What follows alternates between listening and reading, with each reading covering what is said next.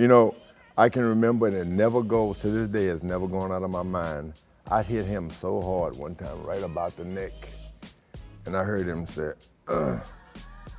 And I've never forgotten that. He was trying to win a boxing match. I was trying to kill that guy. And I wanted a second chance to get him. And that broke my heart once I found religion.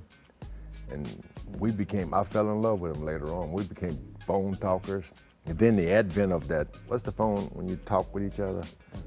The chirp, next to? No, you get the iPhone and you can look at each other. FaceTime. Yeah. I thought he was going back to the old days. I mean, that didn't happen in our days. I could talk to him, he'd still make faces. You would FaceTime him? Y'all started Yeah, FaceTime? we started FaceTiming, and before he passed away, we'd love each other. He loved to eat and joke. George, how many kids you have? I said, grandkids. I said, 3. I have 5. You guys wanted Always to compete, win. you Always wanted to compete. I found him. He became my most beloved friend ever.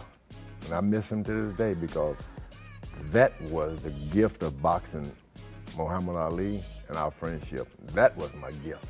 What was that? What was the chemistry? Where did that come from? Because you guys, it wasn't like y'all were friends before. Y'all were competing. You were trying to take his head off. Yeah. So how did you fall in love with That him? mission.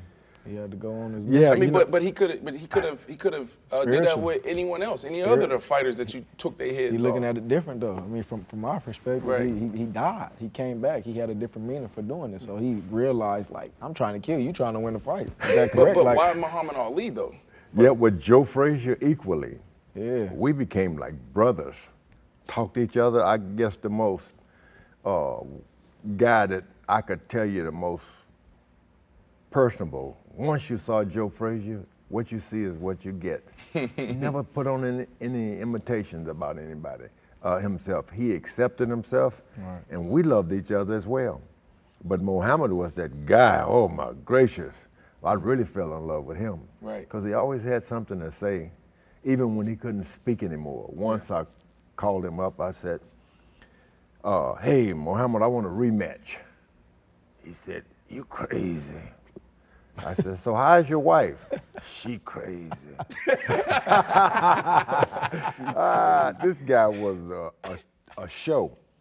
As far as I'm concerned, he was the greatest show on earth. That man was something special. And I wanted, that friendship I had with him, I met him way back before I even got to be a good professional boxer. He was a joker, he was a show. And I enjoyed that to the end. The greatest show ever? The greatest show on earth. You heard about the greatest show on earth. The elephants and the lions and all of that?